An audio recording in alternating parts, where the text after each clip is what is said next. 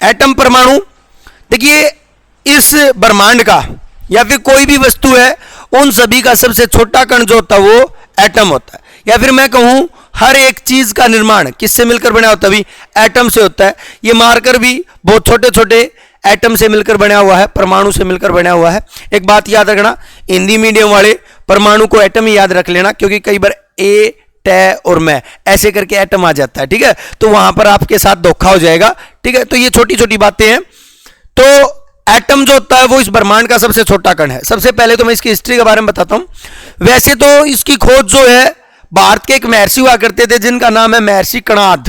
क्या नाम था भाई? महर्षि कणाद, महर्षि कन्नद, बहुत से नाम जो इसको दिए गए हैं। वैसे इसको महर्षि कणाद नाम का जो एक महर्षि था, बाबा था, साधु था, उसने जो है सबसे पहले एटम के बारे में बताया था, परमाणु के बारे में बताया था। उसने ही सबसे पहले यह कहा था कि हर एक चीज जिसका निर्माण किससे हुआ? भाई एक छोटी सी चीज से हुआ है जो क्या है? परमाणु है। लेकिन ये साइंटिफिक नहीं था भाई। साइंस जब मानती है किसी चीज की डिस्कवरी को जब उसके ऊपर कोई भी खोज हो गई हो। कहने का मतलब इसकी खोज नहीं की थी इसने केवल बताया था कि परमाणु है।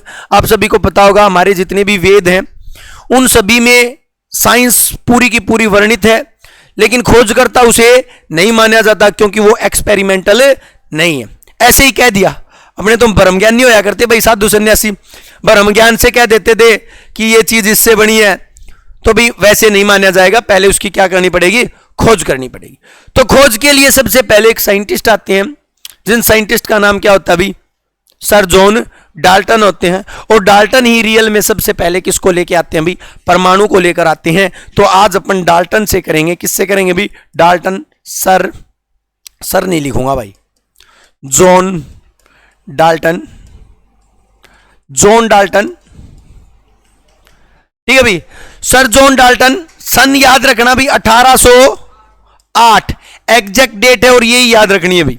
किसी भी बुक में कुछ भी हो 1808 याद रखना। सर जॉन डाल्टन 1808, जिसमें उसने एक थ्योरी दी थी जिस थ्योरी का नाम था भाई परमाणु सिद्धांत। क्या दिया था भाई? परमाणु सिद्धांत दिया था। एटॉमिक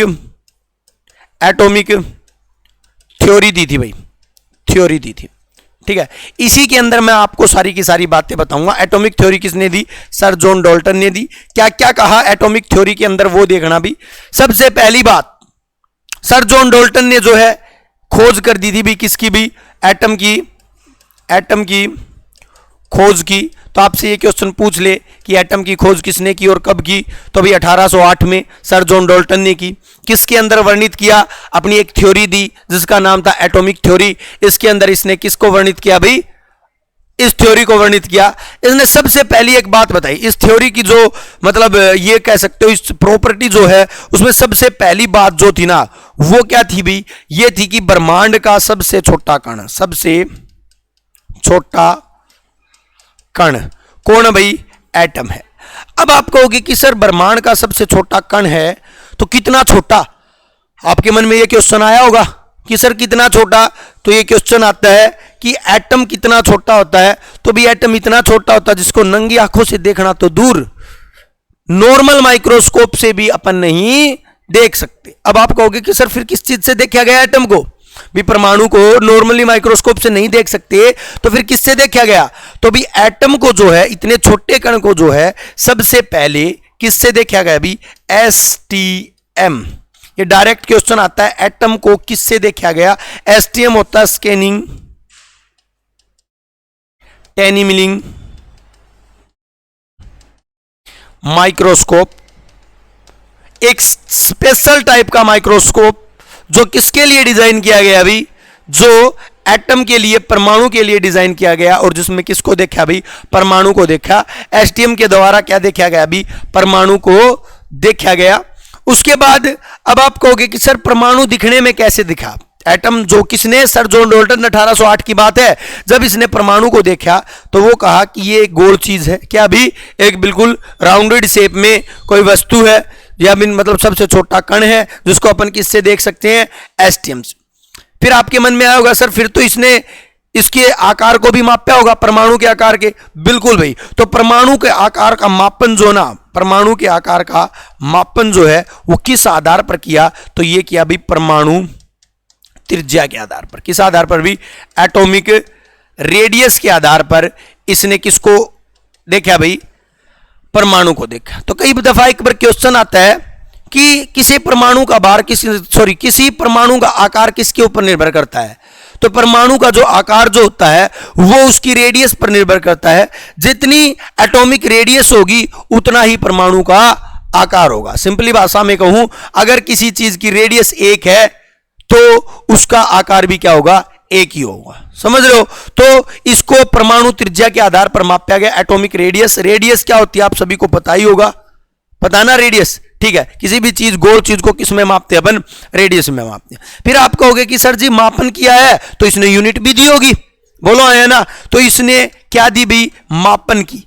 परमाणु की इकाई, बहुत बार क्वेश्चन आता है परमाणु की इकाई क्या है, यूनिट क्या मापी? तो भी जिस टाइम पर डाल्टन आया था उस टाइम पर मापन की सबसे छोटी इकाई जो थी वो नैनोमीटर थी। क्या थी भाई? नैनोमीटर। तो मापन की इकाई जो इसने क्या दे दी थी भाई? नैनोमीटर। नैनोमीटर क्या होता भी? एनएम। और नैनोमीटर किसके बराबर होता भी? 10 की पावर माइनस 9 के बराबर 1 नैनोमीटर होता है। और ये परमाणु की यूनिट है भाई। ये क्या है भाई? परमाणु की यूनिट है ये मीटर भाई। 10 की पावर माइनस 9 मीटर। 1 नैनोमीटर किसके बराबर होता है? 10 की पावर माइनस 9। इधर देखना एक बार क्या हुआ, एग्जाम में क्वेश्चन आ रखा था कि नैनोमीटर किसके बराबर होता है, हरियाणा के एग्जाम में आया था। तो बच्चे कंफ्यूज हो गए कि सर ने बताया था कि 10 की पावर माइनस 9 होती है, लेकिन वो था ही नहीं ऑप्शन में। जो इसको अपन क्या लिख सकते हैं 10 की पावर माइनस 9 को? बिसाइड्स एंड कट्स मैथ में पढ़ते हैं अपन। अगर ये माइनस में है, अगर मैं इसको डिवाइड में ले जाऊं तो ये पॉजिटिव लिख सकते हैं या नहीं लिख सकते? तो इसको अपन 1/10⁻⁹ भी लिख सकते हैं। ये एक ही बात है, नैनोमीटर। ठीक है, ये उस टाइम पे छोटी यूनिट होती थी इसलिए एटम की यूनिट ले ली। अब सबसे छोटी मापन की सबसे छोटी यूनिट क्या भी? लंबाई को मापने की सबसे छोटी यूनिट क्या है? तो सबसे छोटी यूनिट जो ना वो फर्मी है भाई। सबसे छोटी यूनिट अगर आपसे पूछे तो 10 की पावर माइनस 15 फर्मी होती भी सबसे छोटी यूनिट भाई लंबाई की। किसकी भाई? लंबाई की सबसे छोटी यूनिट क्या भाई? फर्मी है। अब देखिए सबसे छोटे के बारे में दो बात बताया, एसटीएम से माप दिया, परमाणु त्रिज्या बता दी, 1 नैनोमीटर बता दिया। क्या इसने परमाणु को मापा भाई? क्या इसने परमाणु का आकार दिया? बिल्कुल भाई। सर जॉन डाल्टन ने जो है परमाणु का आकार दिया भाई, परमाणु का आकार दिया। क्या दिया भाई? परमाणु का आकार। इसने कहा कि परमाणु का आकार, नॉर्मली परमाणु का आकार कितना होता है? तो 10 की पावर माइनस 10 नैनोमीटर होता है। नॉर्मली परमाणु का आकार 10 की पावर माइनस 8 मत करना, किसी भी एग्जाम में दे मतलब बुक में दे रखा हो। ठीक है, 10 की पावर माइनस 8 मिलेगा आपको। तो इसका रियल माप जो होता है, नॉर्मली बता रहा हूं मैं, सभी एटम का नहीं, नॉर्मली परमाणु का आकार 10 की पावर माइनस 10 होता है। उसके बाद मैं बात करूं अगर सबसे छोटा एटम किसका है, तो इसने एक बात और बताई थी कि सबसे छोटा परमाणु किसका होता भी? हाइड्रोजन का परमाणु है। किसका भी? हाइड्रोजन एटम का, एटम जो है वो सबसे छोटा परमाणु है। क्लियर भी? तो इतनी बातें इसने बताई किसके अंदर भी? अपनी थ्योरी के अंदर, जिस थ्योरी का नाम क्या था भाई? Atomic theory. लेकिन भाई वो कहते हैं ना गलती तो हर व्यक्ति से होती है, तो इससे भी एक गलती हो जाती है। ये सारी बात सही थी, इसकी थ्योरी सही चल रही थी, लेकिन ये एक गलती कर बैठता है। गलती क्या करता है? दूसरी बात जो कहता है ना, ये कहता है कि परमाणु अविभाजित है। क्या कहता है? Atom is indivisible. कहने का मतलब इसके टुकड़े नहीं किए जा सकते। ये बात कौन कहता है भाई? आपका सर जॉन डाल्टन कहता है। और ये इसकी क्या होगी भाई? कमी होगी। क्या परमाणु के टुकड़े नहीं किए जा सकते? अरे नहीं किए जा सकते क्या? अरे कितने टुकड़े तो रखे हैं। आज जब आप एटम को देखोगे, ये एटम है, ये इसके अंदर न्यूक्लियस है, चारों तरफ कौन है? इलेक्ट्रॉन है, प्रोटॉन प्लस में न्यूट्रॉन है, बहुत से इसके कण तो है या नहीं है। लेकिन 1808 में जब इसने अपनी थ्योरी को प्रोड्यूस किया था, उस टाइम पे परमाणु केवल एक था। बोला कि इससे छोटी चीजें कुछ भी नहीं है, केवल परमाणु है। और ये इसकी थ्योरी क्या हो जाती है भाई? ये इसकी क्या हो जाती है भाई, लिमिटेशन हो जाती है। बहुत बार आता है कमी, परमाणु, डाल्टन की एटॉमिक थ्योरी की कमी क्या थी, तो इसकी कमी यही थी, परमाणु अविभाजित है, ये बात बताना ही इसकी कमी थी। अभी कमी को तो जब तक कोई निकालेगा नहीं, जब तक तो कमी होगी नहीं। तो सबसे पहले एक साइंटिस्ट आता है जो कहता है कि इसके अंदर एक कमी है, और उस साइंटिस्ट का नाम है भाई जे थॉमसन। जे थॉमसन कहता है कि डाल्टन साहब आपकी जो थ्योरी है वो क्या है, गलत है, ऐसे तो कोई मान नहीं लेगा।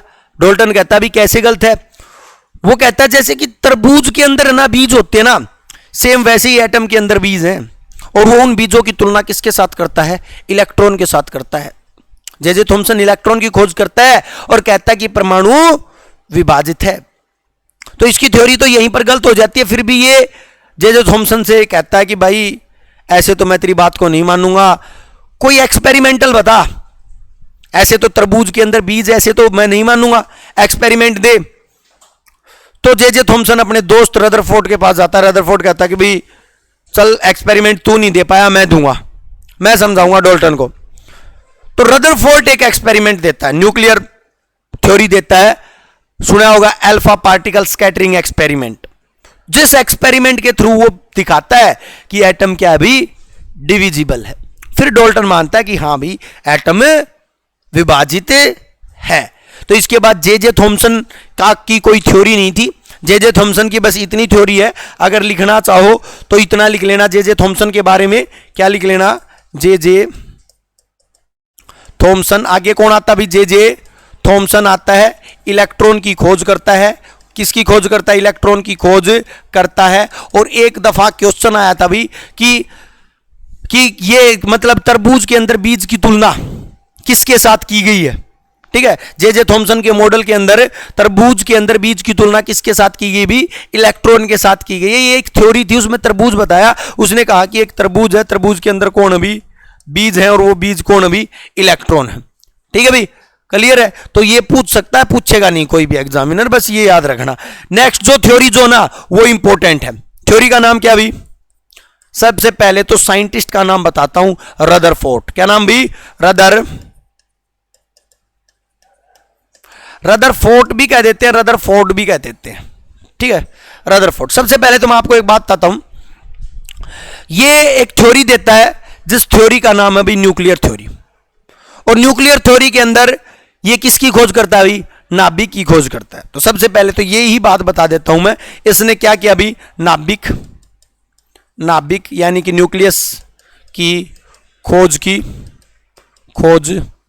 किसने की भी, रदरफोर्ड ने नाभिक की खोज की। और भी देखो, वैसे तो नाभिक का कोई भी आकार नहीं दे रखा कहीं पर भी, लेकिन जब अपन एनसीईआरटी पढ़ते हैं तो नाभिक का एक आकार मिलता है कि नाभिक का आकार क्या होता है। एक बार एचएसएससी ने ये क्वेश्चन पूछा था कि नाभिक का आकार क्या होता है, आकार का मतलब साइज कितना होता है। तो एनसीईआरटी में तो ये दे रखा है कि परमाणु का 5 गुना छोटा, क्या होता है अभी, परमाणु का 5 गुना छोटा। अब आप मेरे को, मैथ आपको ज्यादा आता है, आप मेरे को जल्दी बता दो कि इसका साइज क्या होगा। परमाणु का 10 की पावर -10 है, तो आपके नाभिक का साइज क्या होगा, नाभिक का साइज क्या होगा, जल्दी आप आंसर कर दें। क्या होगा भाई सिंपल सी बात है, 10 गुना छोटा तो 10 की पावर -5, तो 5 गुना छोटा मतलब -5 तो हो नहीं सकता, ये तो बड़ा हो गया। छोटा है तो ज्यादा जाएगा, माइनस में वैल्यू है तो 10 की पावर -15। अरे मैथ नहीं आता क्या, बिल्कुल भी सीख लेना, कोई नहीं, मेरे को भी नहीं आता, मैथ के टीचर से सीख लेना कैसे आया। वैसे आप जब गुणा करोगे तो आपको पता चल जाएगा पावर कब ऐड होती है, कब डिवाइड होती है, कब जुड़ती है, कब घटती है, ठीक है। कर्ट्स एंड सर्ट्स है, मैथ का चैप्टर है, वो कर लेना। चलिए भाई नेक्स्ट पर चलते हैं, रदरफोर्ड। रदरफोर्ड ने एक थ्योरी दी भाई, थ्योरी का नाम क्या था भाई, क्या दिया भाई, न्यूक्लियर थ्योरी, नाभिकीय सिद्धांत, न्यूक्लियर थ्योरी। क्वेश्चन आ जाएगा, न्यूक्लियर थ्योरी किसने दी, न्यूक्लियर थ्योरी किसने दी भी, इसी ने दी। और इस न्यूक्लियर थ्योरी के अंदर उसने एक एक्सपेरिमेंट दिया, जिस एक्सपेरिमेंट का नाम है alpha particle scattering experiment. Hindi वाले लिखना अल्फा कण, ए कण स्कैटरिंग प्रकीर्णन, एक्सपेरिमेंट को तो एक्सपेरिमेंट लिख ही लेना, ठीक है। तो अल्फा पार्टिकल स्कैटरिंग एक्सपेरिमेंट क्या था भाई? ये वो एक्सपेरिमेंट था जो ये दिखा रहा था कि एटम के बीच में क्या होता है भाई? नाभिक होता है। अब देखो इसने दिखाने के लिए क्या किया भाई? सबसे पहले तो वो बात बताता हूं। इसने एक एटम लिया, और एटम किसका लिया भाई? गोल्ड का लिया। किसका लिया भाई? अब आप गोल्ड फोल लिए। अब आप कहोगे कि सर गोल्ड ही क्यों लिया? क्वेश्चन आ जाता है कई बार तो ये आता है कि रदरफोर्ड ने अल्फा पार्टिकल स्कैटरिंग एक्सपेरिमेंट में कौन सी धातु का प्रयोग किया? तो गोल्ड का प्रयोग किया। गोल्ड क्यों किया? क्योंकि गोल्ड की डक्टिलिटी और मैलिएबिलिटी की प्रॉपर्टी सबसे ज्यादा होती है। डक्टिलिटी का मतलब होता है तन्यता, खींचकर तार बनाना। मैलिएबिलिटी का मतलब होता है पीटकर चादर बनाना, मतलब इसको छोटे से छोटे रूप में तोड़ा जा सकता है। तो सिंपल सी बात है, एटम तो छोटा ही होता, हमें छोटे की जरूरत थी, तो इसलिए गोल्ड लिया। इसने गोल्ड को सिलेक्ट किया, और जब गोल्ड के ऊपर अल्फा रे की बमबारी की, अल्फा पार्टिकल का मतलब अल्फा रे की बमबारी की, तो इसने तो दिखाना था कि इसके बीच में क्या होता है? न्यूक्लियस होता है। जब इसने अल्फा रे की बमबारी की ना, तो यहां से अल्फा रे पार, यहां से पार, यहां से पार, यहां से पार, यहां से पार, लेकिन जैसे ही बीच से कोई अल्फा रे आई तो इसने देखा कि यहां से ऐसे मुड़ गई, यहां से ऐसे मुड़ गई, और कोई जो बीच में आई ना वो टकरा के वापिस आ गई। अब उसने कहा कि बीच में कोई ना कोई चीज है जो इसको क्या कर रही है? जाने नहीं दे रही। और इस एक्सपेरिमेंट के थ्रू किसकी खोज कर दी भाई? किसकी? न्यूक्लियस की। अल्फा पार्टिकल स्कैटरिंग एक्सपेरिमेंट हालांकि बड़ा है। जब अपन 10th 11th में थे तो डिस्क्रिप्टिव एग्जाम लिखते थे तो पूरा लिखते थे, लेकिन यहां से क्वेश्चन ज्यादा नहीं बन सकते। कंपिटिटिव एग्जाम का एक मजा भी है, कहां से बना लेगा इतने क्वेश्चन? आपसे बस ये पूछ सकता है कि ये एक्सपेरिमेंट किसने दिया, इस एक्सपेरिमेंट के द्वारा किस चीज की खोज की गई? नाभिक की खोज की गई। इस एक्सपेरिमेंट में कौन सी रे का प्रयोग किया गया? अल्फा रे का प्रयोग किया गया। इस एक्सपेरिमेंट के दौरान कौन सी धातु का प्रयोग किया गया? गोल्ड। और ये तो पूछेगा नहीं कौन सी रे पार हो गई, कौन सी मुड़ गई, कौन सी वापिस आ गई। समझ रहे हो नहीं समझ रहे हो? तो इस एक्सपेरिमेंट वैसे तो बहुत बड़ा है, लेकिन कंपिटिटिव एग्जाम की दृष्टि से इतने से ही काम चल जाएगा। अब होता क्या है भाई? देखो ये दोस्ती की भावना में बह जाता है भाई, दोस्ती की भावना में बह जाता है। यहां तक ठीक था, इसने न्यूक्लियस की खोज कर दी, बहुत अच्छा। लेकिन अब जे थॉमसन इसके पास आता, भाई मेरे इलेक्ट्रॉन को भी जगह दे दे, मेरे पास भी क्या है? इलेक्ट्रॉन है। तो ये कहता चल भी तेरे इलेक्ट्रॉन को जगह दे देता हूं, और कहता है कि जो ये तेरे इलेक्ट्रॉन है वो मेरे नाभिक के चारों ओर पाए जाते हैं। क्या कहता है? ये दूसरी बात, इलेक्ट्रॉन नाभिक के चारों ओर चक्कर लगाते हैं भाई।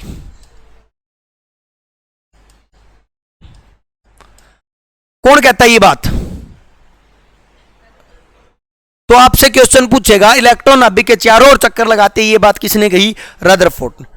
लेकिन भाई गलती होगी इससे, कहां चक्कर लगाते हैं भाई? नाभिक के चारों ओर तो बहुत ज्यादा जगह है, यहां यहां यहां, कहां? कोई कक्षा, कोई रास्ता, कोई ऑर्बिट नहीं बता पाया, कोई भी कक्षा नहीं बता पाया। और ये इसकी क्या होगी भाई? कमी होगी। इसकी कमी क्या होगी भाई? कोई रास्ता, कोई रास्ता, कोई कक्षा, कोई ऑर्बिट, कुछ भी नहीं बता पाया भाई, नहीं बता पाया। बस इतना कह दिया कि नाभिक के चारों ओर चक्कर लगाते हैं, खेल खत्म।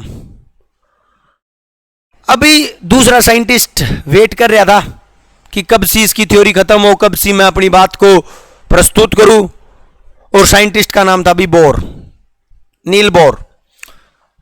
देखने में तो बोर करता है, लेकिन रियलिटी में अगर मैं बात करूं ना, पूरी केमिस्ट्री कंपिटिटिव एग्जाम की बोर के मॉडल के ऊपर ही आधारित है। अगर आपने इस मॉडल को अगर सीख लिया ना, तो आपको केमिस्ट्री को रटना नहीं पड़ेगा। ये ही वो मॉडल है जो केमिकल रिएक्शन में काम आएगा, कंपाउंड बनाने में काम आएगा, मतलब हर जगह इस मॉडल का रोल होगा। आगे पूरे मतलब जो केमिस्ट्री है, लगभग केमिस्ट्री इसके ऊपर डिपेंड होगी, इनऑर्गेनिक। ठीक है, तो अब करेंगे अपन बोर मॉडल। बोर मॉडल आते के साथ पहले तो यही कहेगा कि इलेक्ट्रॉन नाभिक के चारों ओर चक्कर लगाते हैं, लेकिन निश्चित कक्षा में चक्कर लगाते हैं। केवल एक वर्ड जोड़ेगा, एक कक्षा, और वो ही कक्षा उसको क्या बना देगी भाई? महान बना देगी। तो नेक्स्ट साइंटिस्ट कौन भी? Niels Bohr.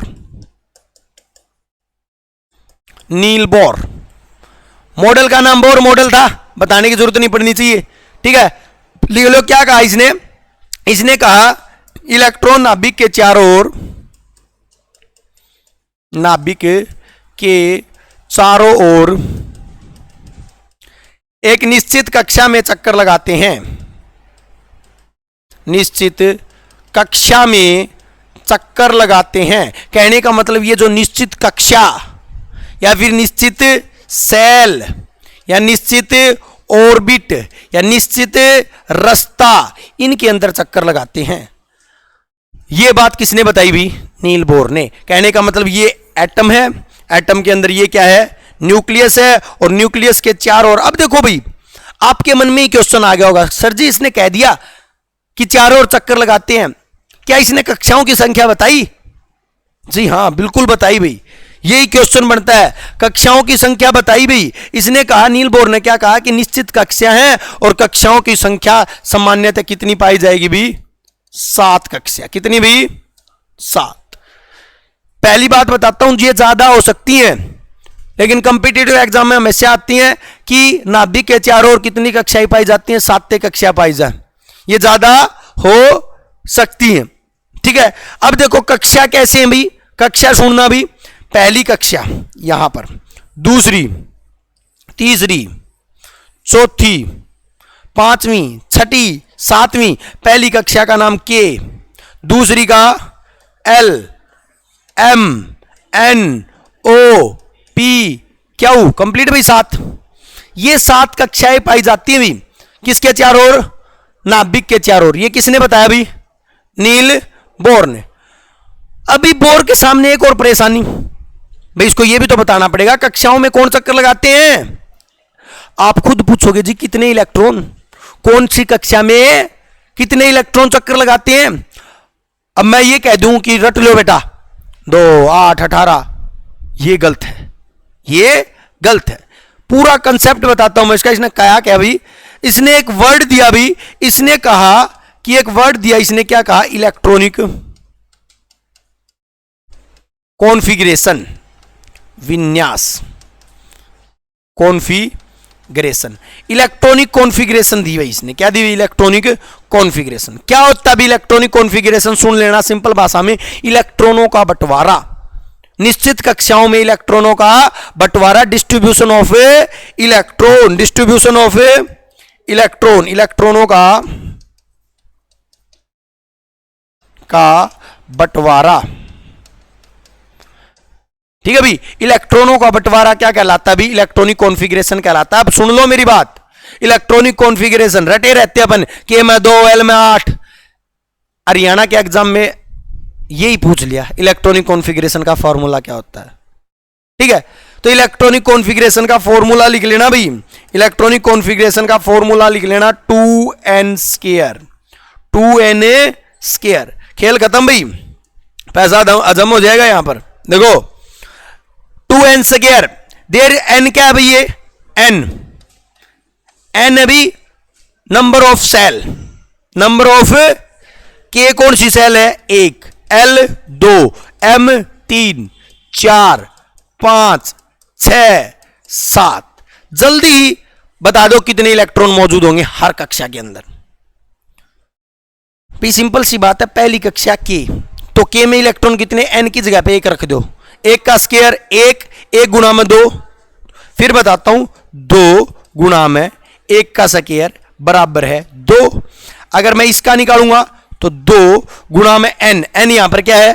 2, 2 का स्क्वायर 2 दूनी 4, 8, इधर 3 रखूंगा, 3 3 9, 9 दूनी 18, 4 चौक 16, 16 दूनी 32, 5 गुना में 5 पापा 25, 25 दूनी 50, 6 6 36 दूनी 72, 7 7 49 दूनी 98। ये इलेक्ट्रॉन मौजूद होंगे भाई। अब बोलो रटना पड़ेगा? पड़ेगा क्या? नहीं रटना पड़ेगा भाई आपको बस एक फॉर्मूला याद रखना, 2n², ABCD आपको याद है ही, KLMNO PQ, ये याद रखो, खेल खत्म। क्लियर भाई?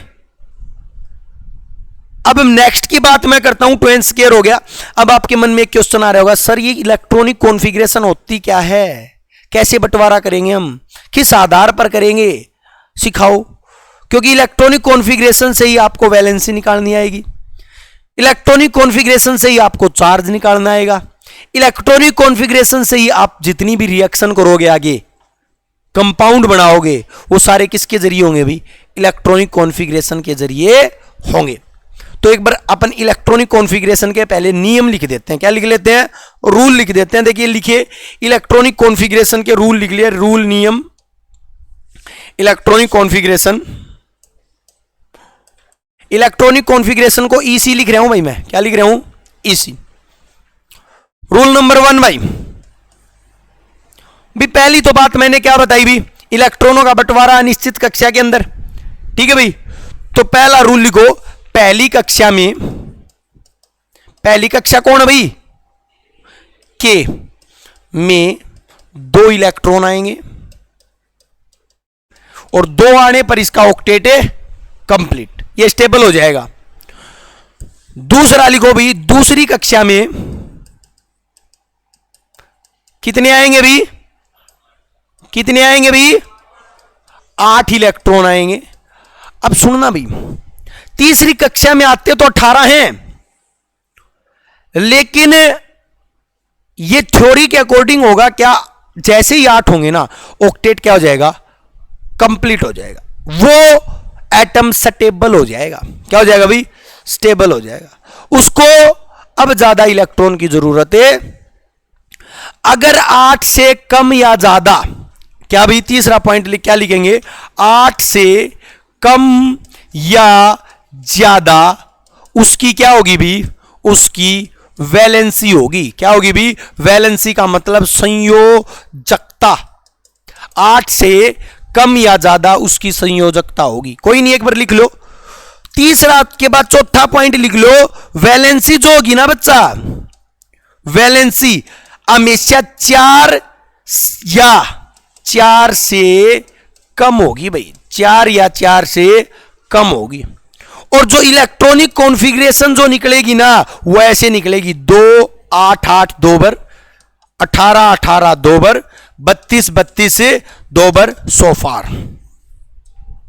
ऐसे करके इलेक्ट्रॉनिक कॉन्फ़िगरेशन निकलेगी। यहां तक मेरे हिसाब से क्लियर हो गया होगा। इनकी जरूरत नहीं है रूल की। देखो 2 मिनट में आप कहोगे कि सर हो गया, अब हमारे को रूल की जरूरत नहीं है। जब आप एग्जाम्पल करोगे तब आपको रूल की जरूरत नहीं पड़ेगी। करें एग्जाम्पल। फॉर एग्जाम्पल मैं बताता हूं आपको।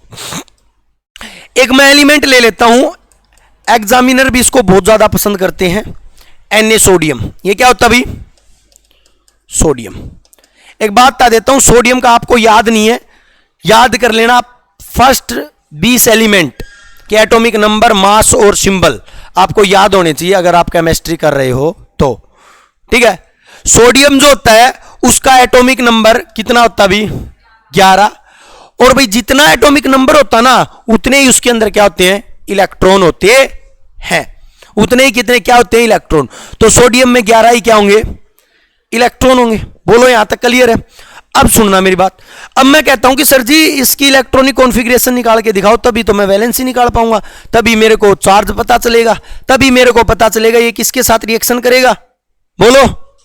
अब देखो 11 है, 11 को डिस्ट्रीब्यूट करना किस आधार पर? 2 8 8 18 18 ऐसे तो करना है भी। मेरे को पता 11 को 11 रुपए है मेरे पास। पहली कक्षा में मेरे को 2 देने हैं, 2 दे दिए कोमा।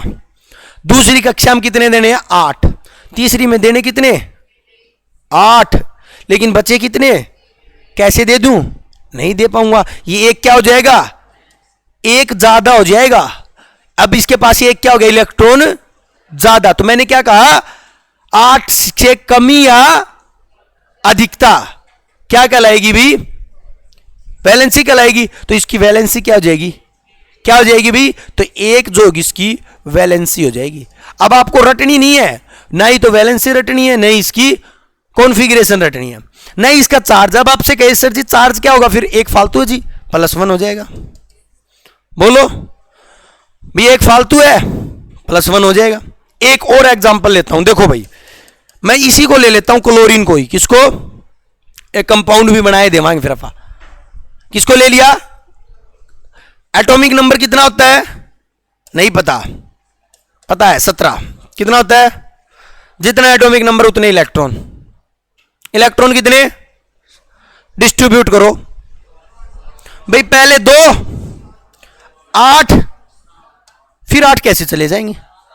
अरे भी बचे कितने? अब इसकी वैलेंसी कितनी होगी?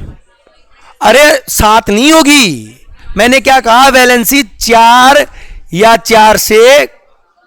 अब इसको 1 की जरूरत है, -1 नहीं होगी, वैलेंसी 1 ही होगी, वैलेंसी 1 ही होगी। चार्ज जो होगा ना वो -1 होगा। अब और क्या रखा है, देखो इन दोनों के साथ क्या हो रखा है, इसके पास एक ज्यादा है, इसके पास एक की, वैलेंसी दोनों की सेम है, तभी तो ये रिएक्शन करते हैं।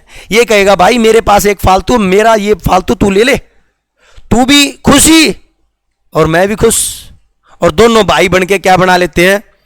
कंपाउंड बना लेते हैं। ये इसको ट्रांसफर कर देगा, बॉन्ड बना लेगा। ये इसको दे दिया 8, 2 8 8 ऑक्टेट कंप्लीट। उधर से 1 निकल गया तो 2 8 इसका भी ऑक्टेट कंप्लीट, और कंपाउंड बना लिया। कौन सा?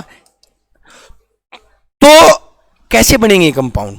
मैं इसलिए बता रहा हूं इसकी इंपॉर्टेंस किसकी भाई? वैलेंसी की। आगे अपने काम आने वाली है। पूरी केमिस्ट्री इसी के ऊपर करेंगे अपन, समझ के। वैसे करनी है, रटवानी है तो मैं रटवा दूंगा भाई। कितने क्वेश्चन रटोगे? 20 एलिमेंट के वैलेंसी याद कर लो, 20 एलिमेंट की कॉन्फ़िगरेशन याद कर लो, 20 के चार्ज याद कर लो। कल ही को 21वें का पूछ लिया फिर। तो अगर आप समझ रहे हो तो समझ के करो भाई इसको। कुछ समझ में नहीं आता है तो आप पूछ सकते हो 1 बार 2 बार। तो ये होती भाई आपकी वैलेंसी निकालना। ठीक है भाई, क्लियर है भाई? तो अब देखो एक सबसेल भी होती है, वो मैंने अभी नहीं करवाई है। सबसेल भी होती है SPDF। सबसेल मैं करूंगा, हर सेल के अंदर सबसेल पाई जाती। हालांकि वैसे अपने सिलेबस के अंदर सबसेल है नहीं, अपने सिलेबस में 9th 10th का सिलेबस आता अपना, लेकिन हरियाणा प्रधानी है। और वैसे मैं तो एक बात कहता हूं, कभी भी एग्जाम हार्ड से नहीं होता, हार्ड सभी के लिए हार्ड है। इजी एंड मॉडरेट जब आप गलत करके आते हो ना तो आप एग्जाम से बाहर होते हो। कहोगे तो सब सेल की भी सीख लेंगे अपन, और नहीं तो अपने को जरूरत नहीं है, अपने सिलेबस में नहीं है।